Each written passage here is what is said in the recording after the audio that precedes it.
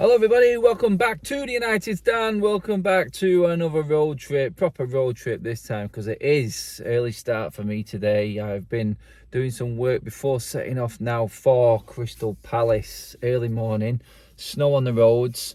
Hopefully the journey isn't going to be chaos, because the roads are absolutely mental out there at the moment. And for some reason the gritters, as normal, have not been out on the side streets. So everyone's having a bit of a frombe. Anyway, one thing we don't want, and we don't want a fromby to be happening, is the game tonight, which is Crystal Palace, and a chance for Manchester United to go second in the league. Let that just sink in 1 minute.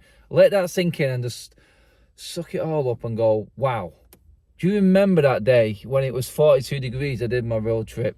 I went down to Brentford. You've seen the vlogs outside. We were sweating buckets.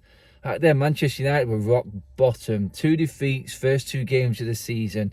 Who'd have thought walking out, if you was at Brentford, or you sat there on your TV watching United against Brentford, who'd have thought at that moment, back in August, that Manchester United, at the halfway point exactly, which is tonight in the Premier League, who'd have thought that we would have a chance of being second and the main contenders for the title, along with Arsenal, of all teams?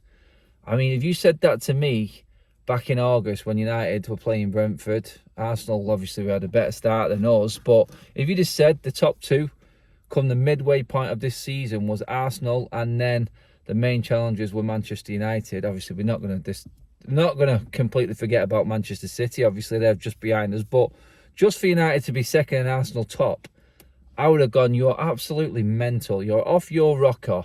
Added to that the fact that this weekend is a game between the 9th and 10th club in the league, which is Liverpool and Chelsea. Oh my God, what has happened this season? It has been one of the strangest seasons ever. I mean, I think this has been weirder than the lockdown season when it just went completely tits up for Liverpool. I think this has been the craziest season in Premier League history. The World Cup coming in the middle, yeah, that has had an effect on certain things in terms of scheduling, but when you look at it, you go, that didn't stop Liverpool and Chelsea being so poor before the World Cup, which they was.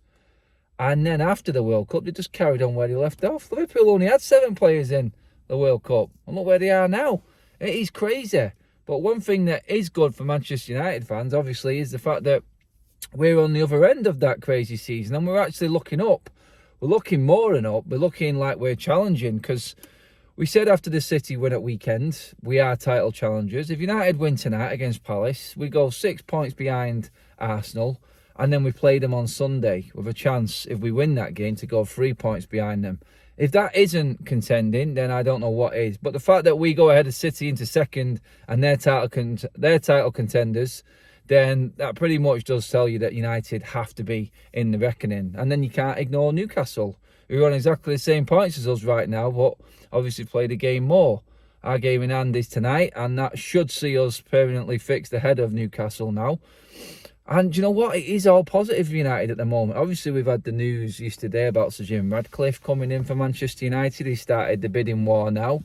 I think that will be the catalyst now for everything moving forward. Next month, we're going to see proper bidders put their name in the hat and put their bids in for the football club. So, new owners, great manager in place, the squad looking on point, new structures being put in place, young players contributing to Manchester United. As a fan right now, you cannot ask for much more. It is a perfect scenario for United right now.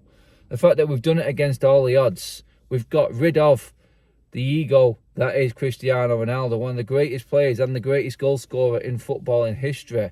We got him out of our football club and we're playing better.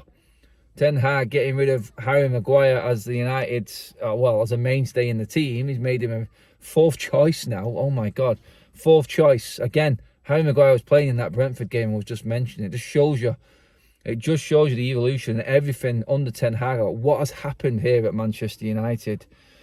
It has been nothing short of miraculous.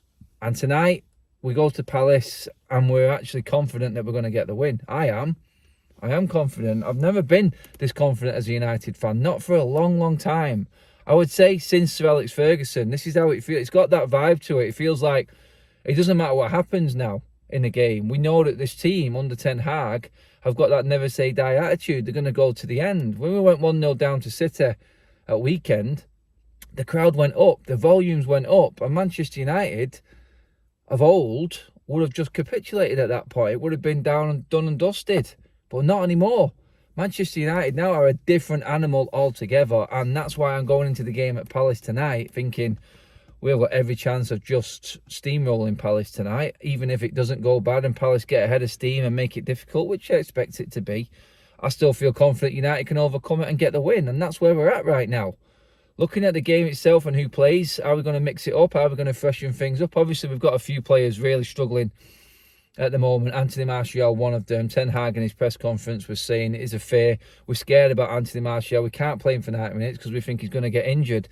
That isn't good enough. That, for me, says Wout Weghorst has to start this game for Manchester United. Fresh off the back of that game against Manchester City and the effort that the players put in. I think a fresh pair of legs, especially up front, with the energy that he's got and the notorious pressing ability and the amount of miles he puts in a game, I think it's ideal. Great to have an option. Great to have that plan B where we can actually cross the ball knowing that a striker is going to get his head on the ball. You've got the pace of Rashford who can work around him if he can hold the ball up, Weghorst, and lay him in. And you've obviously got Antony or Garnacho to come in. Sancho's back training again. This is very, very positive for Manchester United at the moment. I would play Weghorst, Antony and Rashford. That would be my front three. I'd have Garnacho on the bench. Hopefully Rashford puts the game to bed and then Garnacho can come on for Rashford. We rest him for the game against Arsenal. All going well, that is, obviously. Ifs, buts and maybes and all that jazz. But Manchester United have them options there now. Midfield, this is where it gets trickier. We've got Casemiro who's on 4 yellow cards. One more and he misses the Arsenal game.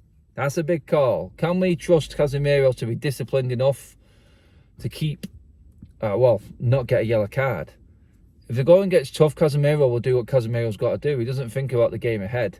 He's a professional. And we're like that now. Do we not play Casemiro at the risk of it affecting us tonight? And then we don't get the 3 points. He's fit for Arsenal. And then you could go into that Arsenal game and be beaten by a better team, which could happen. Simple as. And then you've wasted the 3 points tonight. Casemiro plays. It's as simple as that. He has to play. I don't care about the yellow card. You deal with what's in front of you. If you don't deal with what's in front of you and you're looking too far ahead, you end up falling 2 steps back. So Casemiro has to start for me tonight. Forget about that ban. Fred's on a yellow as well. I've not got as much of an issue with that. He has been an impact sub player. I'm sure Scott McTominay could come on for 10 or 15 minutes and do the job that Fred's been doing recently. I wouldn't say he could do it as well as Fred right now because Fred is having a really good impact. But my midfield three would be that. Casemiro, Bruno and Eriksen again. We've had a good rest. We've had an early Saturday kickoff to a Wednesday game. Crystal Palace at the slight disadvantage playing Sunday afternoon to Wednesday. So we are fresher, believe it or not. And Palace aren't really used to the double game week, I would say. Gives us the advantage more. I think Manchester United will be able to freshen up completely. We could bring Martinez back in. We could easily give Shaw a rest. I'll put Shaw back at left back. You could have then Malacia resting. He could come in when needed again if he wants to play Shaw at centre-back again against Arsenal. I do believe that Martinez will eventually get that centre-back berth back. He understands how Ten Hag works, working under him before. So, yeah, I would go with Martinez and Varane. I don't want to split it up. I don't want to nurse Varane. I think he's had enough time off recently and would be happy playing a double game week. I mean, look at it this way. It's Saturday to Wednesday and then Wednesday to Sunday. We're used to playing Thursday, Sunday. We're used to playing Sunday to Thursday. It's no big deal. Wednesday to Sunday, it's perfect amount of rest. This is where United should be. This is what we should be doing. This is what Champions League football would bring. Wednesday, Saturday or Wednesday, Sunday. So there's enough time in between. So I don't think we need to rest anyone. I'm going to be honest. I love Diogo Dalot. Absolutely adore him. I think he's been the most improved player and one of the best right backs in the league. But you don't drop Aaron Wan-Bissaka after the performance that he put in the derby. So for me, I'd go Shaw at left back, Varane, Martinez. I'll have Wan-Bissaka. Midfield three, like I said, Casemiro, Eriksen and Bruno. And then the front three of Weghorst, Antony and Marcus Rashford. And I think that should be more than enough to see us through. Martial can come on off the bench and work the other way this time. Be a bit of a difference. And you know what? When Palace are tired later on, maybe Martial's a little bit extra skill will give us that different dimension there.